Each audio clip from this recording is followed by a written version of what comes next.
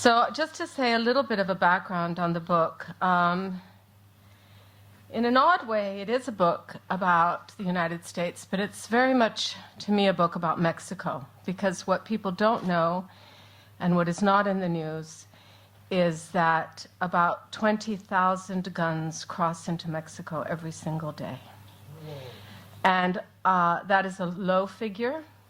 The University of San Diego did a study in 2007 that if guns did not go to Mexico, 47% of all U.S. gun dealers would be out of business. So we're talking about 50% of the business goes to Mexico and goes to Central America and farther south, which is fueling this humanitarian crisis and is a catastrophe. Also, on the U.S. side of the border, there are at least 8,000 gun shops. If you look on Google Maps, you can just see them just lining the whole side of the border. So yes, it's about gun violence in the United States, but it's also a book that explains how guns get to Mexico. As in, I guess, all my books, I've written enough now to be able to sort of say that. I think of my books as icebergs. So what you see is a very little part of all the research that went into them. So for Gun Love, for example, I've been to the NRA twice. I've been to the NRA Museum. I've written journalistic pieces on the NRA. I'll tell you a little bit about the museum, just because I think I must.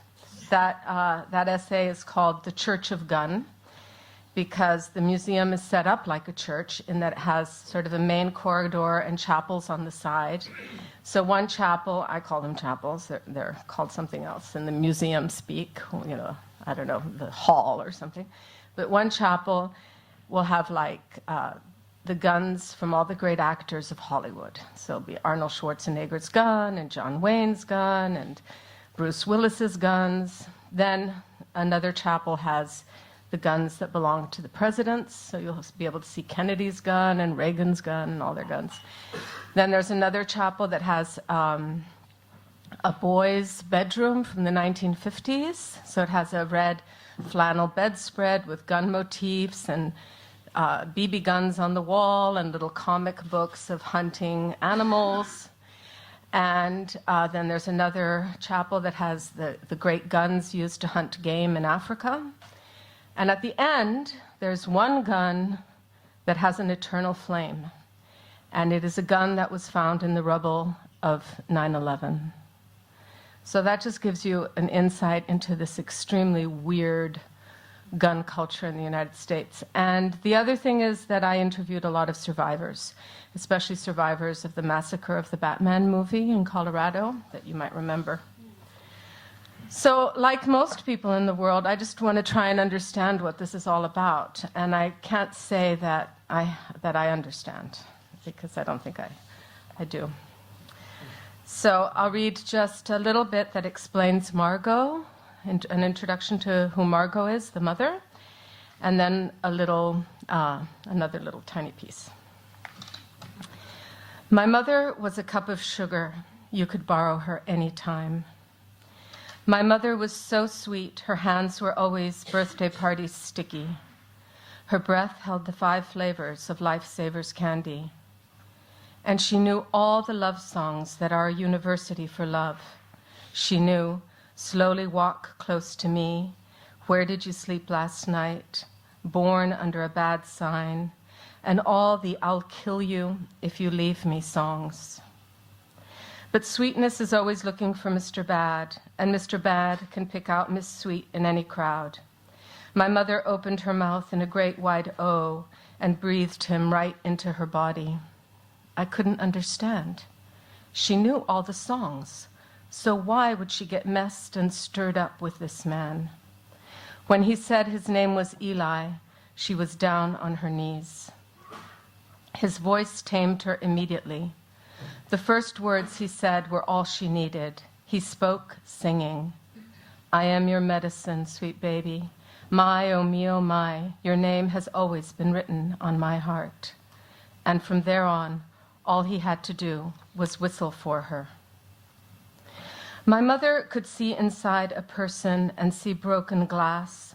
She could see splinters inside their bodies and the bottles filled with tears. I can see broken windows, my mother said. In a person's body, I can see the bathtub's dirt ring and cigarette burns in the carpet. I can see all the little white, bare aspirins. My mother said these feelings increased with every birthday. I remember my piano lessons, she said. My mother had studied the piano ever since she was 6 years old at a private music school until it closed when she was 15.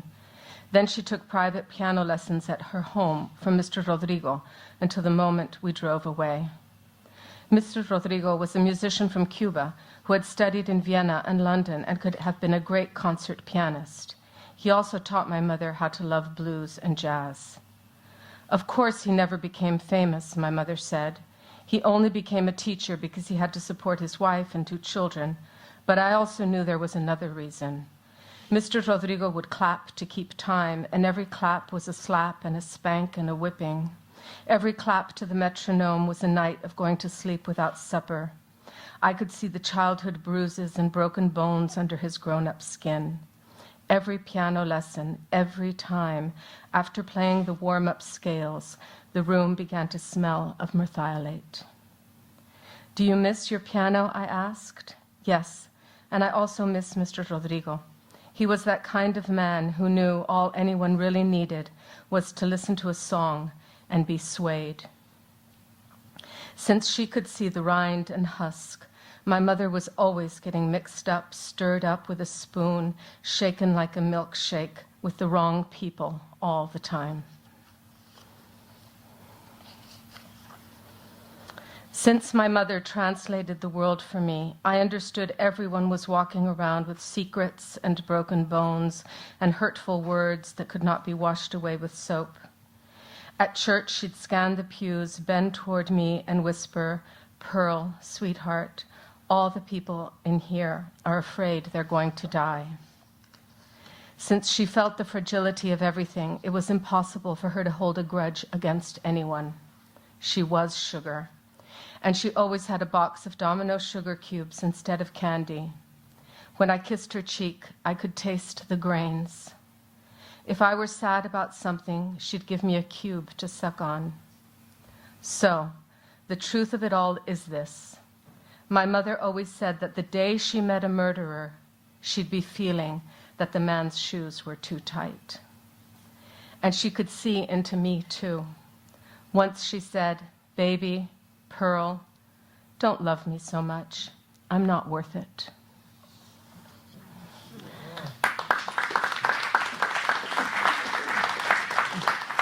So that's an introduction to Margot, who has such tremendous empathy that it's really an illness. She just sees what everybody is feeling. And Pearl realizes that she's inherited this, but Pearl then realizes that not only that, she's inherited empathy for objects. And this, as a novelist, allowed me, because the big challenge for me in writing this book was, how am I going to write about guns and the violence of guns with poetry? I mean, that was the challenge. How was I going to do that? And how to write about it with enchantment, and how to make it bearable for myself and for the reader. And also, there's always a moment in my books where I fall completely in love with the characters, and I would never want to put my characters in any... I never want them to lose their dignity. So, for example, in my books, you'll never find, graphic, pornographic violence or sex scenes ever, because I just don't want the readers to be doing that. In my previous book, the gang rape was described in Prayers for the Stolen. That's also here. Paula says, "What can I tell you? I was like a plastic water bottle that everybody took a drink from." I mean, that's how I would describe a rape scene, a gang rape scene. So one of the doors that allowed me to do this is that if Pearl had empathy for objects, then I could have the guns speak. So this is what I call in the book the gun song. One day, I was so sleepy, I just put my head down on the kitchen counter. In my half-awake dream, I heard the guns speak. The guns told me about a 7-year-old girl and 22-year-old man shot in a drive-by shooting. 2 teenage boys fired at by cops. A 2-year-old boy shot at in a gang-related shootout in a park. 20 school children killed on a school bus. A mother dead in a supermarket. 2 women shot to death in a parking lot. 20 teenagers gunned down at the movies. A 10-year-old girl shot at a library. 5 college students slain at a football game. 9 people shot at a church prayer meeting. A mother and daughter shot in a car. 4 nuns gunned down at a bus stop. 8 8-year-old girls shot at ballet class. 2 policemen shot in their car.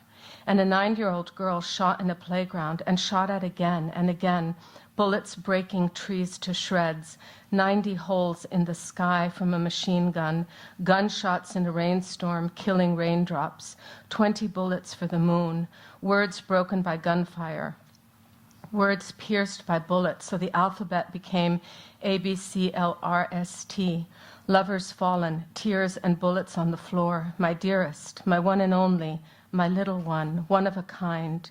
We are all one of a kind, and all lonely, and all afraid, and all looking for love bullets everywhere.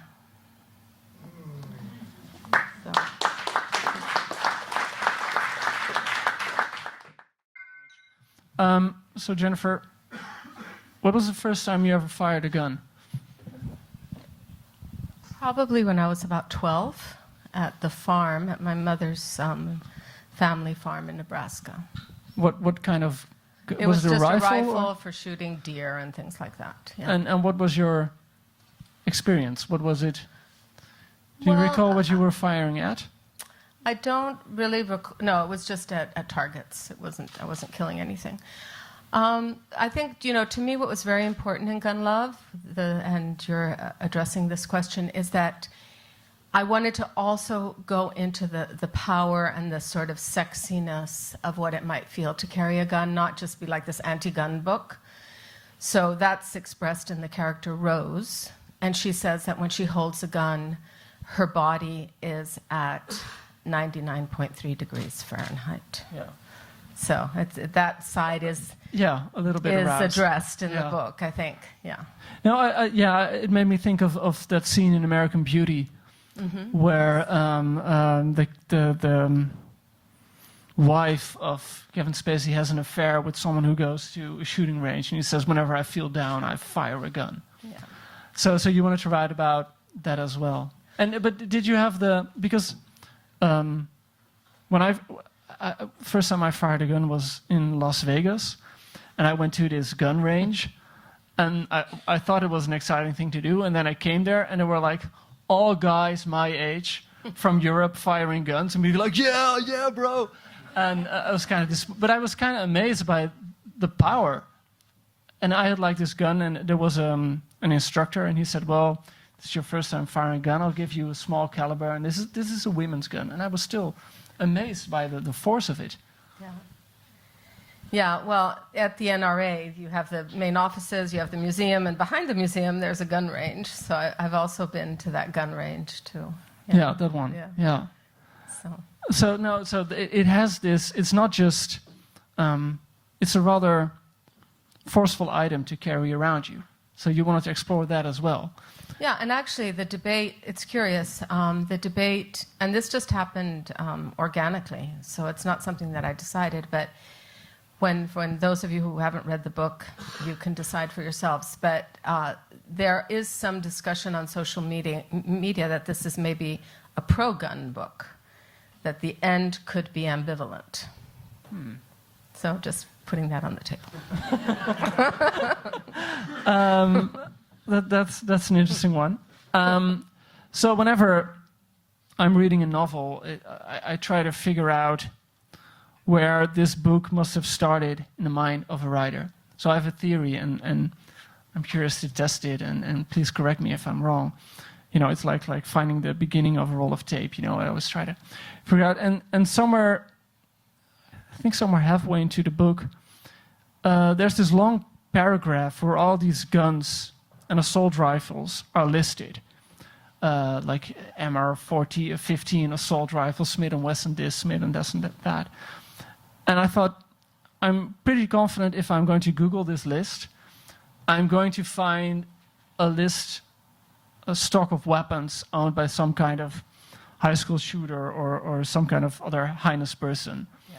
And I thought, I'm sure Jennifer must have read this somewhere in the newspaper and thought, I'm going to write about how a person gets to this amount of weapons. Am I wrong? No, you're right. Oh, wow. This is the first No, but time. it's because those lists, they sound like machine gun fire inside of Yeah. me. It could be like in this kind and that caliber. And, and when you get the list going, so there is not what I read, which is the gun song, but there are two other moments in the book where the lists of the guns appear. But actually, I don't know that that's the initial sound or image that takes me into the book. I think I was really wanting to write the story of the guns coming to Mexico. Like, that's very important to me because I live in Mexico, and so many of our problems have to do with these guns. It's also a diptych of Prayers for the Stolen. Pearl is in Prayers for the Stolen. They work independently, but they work together. But I was very interested in trying to write it as a great ballad. And so that's why there's so much music in it. And I think many times, and the way Eli speaks is a total song lyric, yeah. Which is why she falls so in love with him, because, oh my God, it's just like songs are coming at her all the time. So yeah, I think that the initial thing was how can I write about this with poetry, and then the sort of second idea was how can I make it like a great long song. Yeah, and I was curious. It's the first time I had no idea so many guns were going from the U.S. to Mexico, because in like the populist discourse in the U.S., it's always the other way around, right? It's always horrible problems from Mexico coming into the United States. That's right. So you wanted to flip the table and write about that. Yes, exactly. Yes. Because we should point out you grew up in Mexico. You live in Mexico City. Yeah. Yeah. Mm-hmm. So this was so. Do you, when you think about what you write, do you consider yourself to be mostly inspired by sort of political problem you want to adjust or you want to explore? I wouldn't call it political. I think that something nudges me that kind of hurts me for some reason. It's kind of from a place of a strange pain that, for example, with Prayers for the Stolen, when I heard that the mothers, were hiding their daughters in the ground so they would not be stolen, I just couldn't stop thinking about that. And with Gun Love, I think I just couldn't stop thinking of, how this NRA, how the Second Amendment is in the United States, but how it affects the world. Yeah. So it goes out into the world and affects the world. And then in the research, another thing that I didn't talk about, we haven't talked about, is the presence of the Native Americans. Because actually, and it's not just in the United States, I mean, the gun was the great weapon against the spear and the arrow and the bows and arrows and decimated populations all over the world. But in the United States, the Second Amendment, and this isn't my theory, there's a lot of research on it, is really sustained by the permission to commit a complete extermination of the Native American people. So, and you see this, I was just in South Africa, a lot of their artwork there is drawings of, the spear against the gun. And then I was in the tribal areas of India. And again, all the tapestries, there's so many tapestries of bows and arrows against rifles. And you can't win against a rifle ever. So the rifle, the automatic weapon is more or less the showcase of Western European supremacies in the colonies. Exactly. And so it takes place in Florida, Gun Love, not really because I'm not interested in Florida being so quirky. I'm interested in the native population that was there, the native population that crossed in what's called the Trail of Tears, trying to get away from the guns. So what was the Trail of Tears? Just for it's a walk that they did from Florida. The Native Americans. The Native Americans, which sort of Pearl and Corazon do in the Greyhound bus. It's kind of the Trail of Tears. But she mentions the Trail of Tears. And And there are the spirits of Native Americans throughout the whole book that even sustain Margot and Pearl throughout. And at one point on the bus, a kind of Tiresias prophet type of American Indian who's also a heroin addict, because the book also, you can't talk about Mexico without heroin. That's a whole other story. But she gets on the bus and she gives her prophecy there. So there's the Native Americans are very present in the book. Yeah, it reminds me of the popular nursery rhyme they had in the 19th century. It was the British one. The rhyme was, "Whatever happens, we have got the Maxim gun and they have not." So the rifle, the first automatic rifle, was seen as like the apex of It was. Western civilization. Yeah. How did you settle on Pearl and Margot? I was curious about that. I'm also curious. And because I think there are many ways to look at them. On the one hand, you could read the book and say, "Oh, they're so sad, and we have to feel sorry for them. They live in a car, and they live on the edge of a trailer park, and can't really seem to get their life going." And at the same time, they're both terribly smart. They seem pretty much in charge of their life to certain. I wouldn't call them victims. So how should we look at them? How do you look at them? Well, I have to say they're these strange creatures that kind of appeared. And I don't think they're victims. I don't find them, I mean, yes, it's sad, but I don't feel like they're sad like victims. I don't know, it's hard for me to explain it. I would say that what I can say is, compared to the other novels I've written, in my other novels I have felt, that I love my characters, but I have felt a great distance between me and my characters. That I haven't felt like it's anything to do with me. But Margot and Pearl, I feel very close to me somehow. Yeah. And I don't think I've resolved the answer to that question really in my mind. But do you have to resolve it? I mean, does Well, you're asking me the question. Yeah, that's true. That's but I would have accepted an open answer. Okay. It's open. It's wide open. But do you want to have that kind of? I mean, I remember. I think it was David Foster Wallace who once wrote this rather blistering criticism of John Updike, saying he cares too much about his own characters. He loves them too much. And I'm always thinking about that whenever I'm writing or whenever I'm reading. Somehow that's stuck in my mind. Like, what should the point of view of the author be concerning his or her own characters? So you said you wanted to have a certain distance, but do you need to have that distance? I don't know. I don't know if that I have really an answer. Okay. I mean, I just know that when I have that, what David Wallace, criticized in Updike, he doesn't know everything, by the way. He's not right about everything he says. I'm not the biggest fan. Don't worry. No, don't worry. So, but I don't know. It's for me, it's a feeling when the book is working is when I'm really starting to care about them. So maybe I call it being in love with them. I guess it's like a care that I feel towards them, maybe like a respect that I can't explain when that happens. When I'm writing, there comes a certain moment when that happens. And so all I'm just saying is that Margot and Pearl, for me, where they come from is also a bit mysterious, where I don't necessarily feel that about other characters in other books. I feel more mystery about them. Yeah. And does it also, you said something rather remarkable. You said you want your characters to keep their dignity, so you choose not to describe too graphic certain scenes. Is that also, I don't know, perhaps a component of loving your characters? I think so, yeah. I mean, I didn't really know that about myself. I had to write a certain amount of books to realize that I couldn't stand to write those graphic scenes, that I had to enter those scenes always through poetry, through a language that somehow took it somewhere else. Yeah, I suppose that was what I was talking about earlier when I said the book is so filled with poetic images, that the harshest stuff doesn't really happen on the page. It's more or less put into some kind of metaphor or whatever, Exactly. and it more or less has to happen in your mind. Yeah, that's what I'm interested in. Yeah, it keeps the characters more of a mystery as well, I suppose. Do you want them to remain a mystery, or?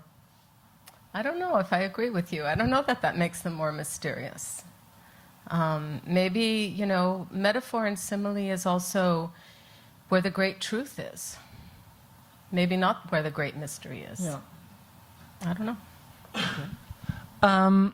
So why, you already talked a little bit about the Trail of Tears, but why, because I was thinking, clearly the book deals with the relation between the US and Mexico. So earlier when I was thinking, why are they all the way in Florida? Because Florida is quite a distance from the Mexican border. And that's because, you say, because of the Native Americans there that were... Well, there are actually several reasons. So Okay. that I had to really research where this was going to take place. So for me, it was important the Native Indian population that was in Florida. It was also very important for me that they cross at the Juarez-Lincoln Bridge, Yeah. because almost the most impressive gun fairs and gun shows and all that occur in Laredo. But also, and also symbolically, that it's the Lincoln Juarez Bridge is very special, because it's Abraham Lincoln and Benito Juarez, two of the great presidents. And there's a line in Gun Love, actually, that I wrote before all this humanitarian crisis, which is when Corazon says, "I'm taking you to Mexico," she says, Corazon was not going to give me up to the United States of America fate. She was betting on Mexican love. Yeah. And I wrote that before all this happened. But anyway, so the other thing that's very important for me in the book is Selena Quintanilla is in the book as a very important kind of saint in a way. And she's this amazing Tejana who was killed with a bullet, with a gun, when she was 23 years old. When did this happen? In 90, I can't think right now, 93 or something like that. But anyway, for us in Mexico, that was like major tragedy. Like, not like John Lennon, but, something that she was killed with a gun, this incredible singer. It was just too terrible. And I love her music. And so there is this visiting of the grave in the novel of Selena Quintanilla. So there were many reasons for Florida that had nothing to do with Florida, that had to do with this logistics of getting them on the Trail of Tears to Selena Quintanilla's grave, to cross at that bridge. I mean, there was just so many components that forced it to be in Florida. Okay. Yeah. Okay. And yeah, perhaps if the question why Florida is moved, of course they had to end up in a trailer park. How much reach of you go? Do you visit those kind of places? I did a lot of research into living in cars. Okay. So- What does that look like? Well, it's, as she says, you're always in search of a shower. What else? So yeah, so that was interesting to research, and there's a whole culture of living in cars, and people. What I've found out with my research is that just like in my book, everybody thinks, oh, it's just for a little while, like I'll get back on my feet, and this will just be 2 months in my car, and then a year goes by, and then suddenly 3 years go by, and then there's like a comfort. You don't have to pay taxes, you don't have to pay your mortgage, you don't have to pay your light bill. There's all kinds of good reasons. And so it happens quite a lot, people living in cars in the United States. Yeah. And of course, I suppose the most research must have went into, the research of gun culture in the US. So to ask, like, the big question of the evening, can you think, why are guns such a specifically endemic phenomena in the US? Why does the US have a relationship with guns that exists pretty much nowhere else in the world? Well, I don't think I have the answer. I mean, I think I'm trying to find the answer, but I think that certainly one part of the answer has to be unregulated, amoral capitalism. Okay, yeah. Expand, please. Yeah, Expand what more can you say? Yeah, it's big business. Yeah. Yeah, it's tremendously big. Yeah. One thing that was just really heart-stopping was when the terrible massacre occurred in Paris at the... Charlie Hebdo. Yeah. Or, No, yeah. not Charlie Hebdo, the Bataclan. The Bataclan. And they were interviewing these French doctors, and they were all saying, you know, they just had like... They had no clue what to do with these bodies that were full of bullets and, you know, these tremendous kinds of bullets that explode inside you and everything. And of course, in the United States, in any emergency room, they all know exactly what to do. And so, in fact, all these French surgeons have since gone and trained in the United States. I mean, it's just like, yeah, the stories never end, the gun stories. There's always another layer and another layer. Yeah. So we were talking about gun culture in the U.S., but is there a similar or comparable gun culture in Mexico?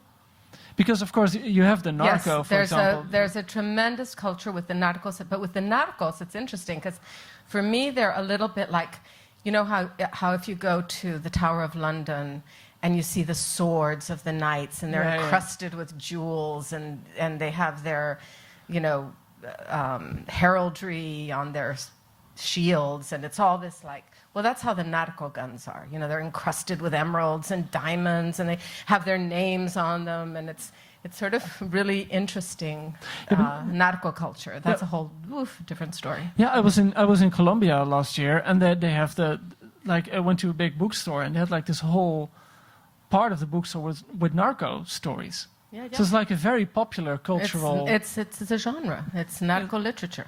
It's so what does it say about Mexico? I mean, we also have it. Because but does it come from a certain fear, or does it come from a certain attraction to that kind of life? How should we see it? Well, I think there are many ways to see it. I mean, one is just like an attraction. Two, it's what's happening. So, you know, writers very often write about their time. Yeah. So they're writing about their time. And then I think that there's a lot of very interesting humor in Mexico that's very specific of Mexico. For example, when the Twin Towers fell, shortly after was Day of the Dead and Halloween in Mexico, and one girl went to my children's school dressed as the Twin Tower. So she had all these cardboard boxes in one, her arm in one, and the other arm in the other, and she walked in, you know, with the towers falling down. You know, that couldn't have, in the United States, they would have, you know, she would have been expelled and the parents would have gone to jail. In Mexico, everybody thought it was hilarious, because in Mexico, if you laugh at something, it doesn't hurt so badly. Yeah.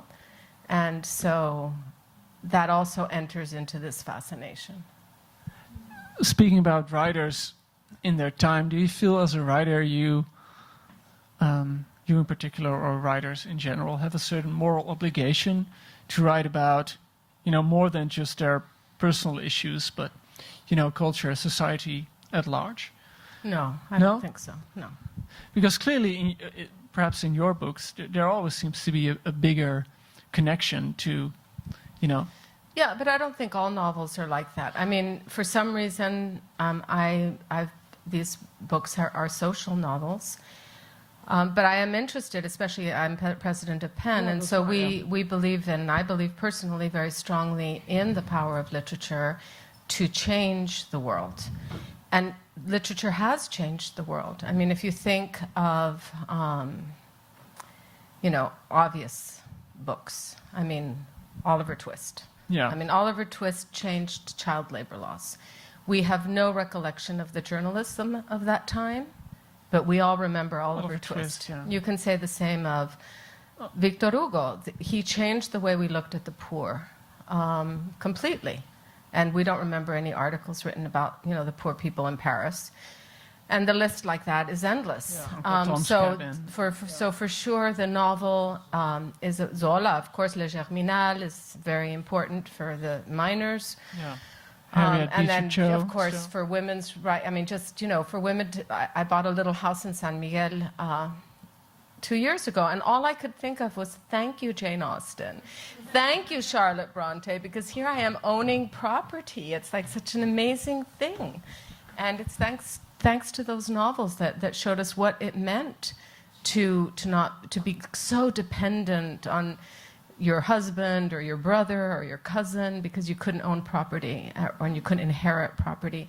So, I mean, I do, of course, believe that novels can be a great force. Yes. Yeah.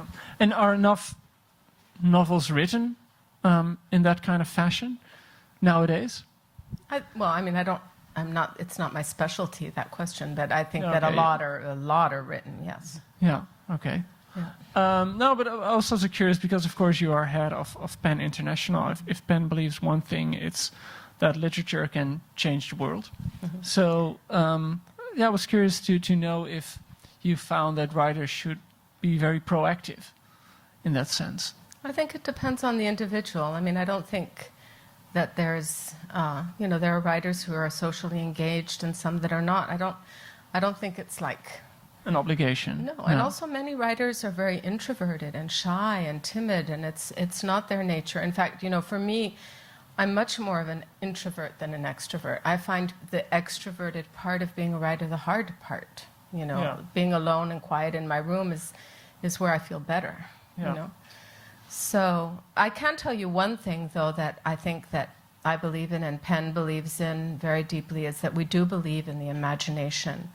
And I definitely do not believe that I can only write from experience and the ghetto of my experience. And I think that is a trend that is pretty crazy for me, because I think literature inhabits the universal. And so... because nowadays there is... if you're the cultural appropriation. Yeah, I mean, if I were to write a book about, a black woman somewhere, I'm into a world of pain and internet comments, and people will not like this it. concerns us very much in PEN, and I hope that we will have a document on this soon that I'm working on. But self-censorship is a real thing, and it's a tragedy. Yeah. And a lot of times it's unconscious that for fear of attack, you are not exploring parts of your unconscious and your imagination. And actually, we have to think of the imagination as also a sympathetic imagination, where empathy can exist. And also it's the fun. And then in PEN, since so many of our writers that we deal with have been in jail, there's no writer in jail that doesn't tell you that they were saved by their imagination, Yeah. And that is where ideas are born. And so definitely I disagree with all of that. Yeah. Now, self-censure is a big deal. I know quite a few writers of fiction, writers of novels, also writers of play, who are super aware of, okay, I can't go there. And you feel very boxed in. Self-censorship. And what can PEN do to help those writers? Sure. Well, what I'm hoping, but this is still in the very green stages, so, I mean, please don't put it in the newspaper, that there will be a document that writers can use to defend themselves with as a defense. A list of arguments or... Mm-hmm. Okay. Yeah. So when PEN, the charter opens, and PEN, we should say that PEN speaks to its membership, not to all writers in the world. We're a membership organization. So what our members can say is that the opening of the charter is that literature knows no frontiers, and these are also frontiers, no less importantly, frontiers of the imagination. Yeah. So...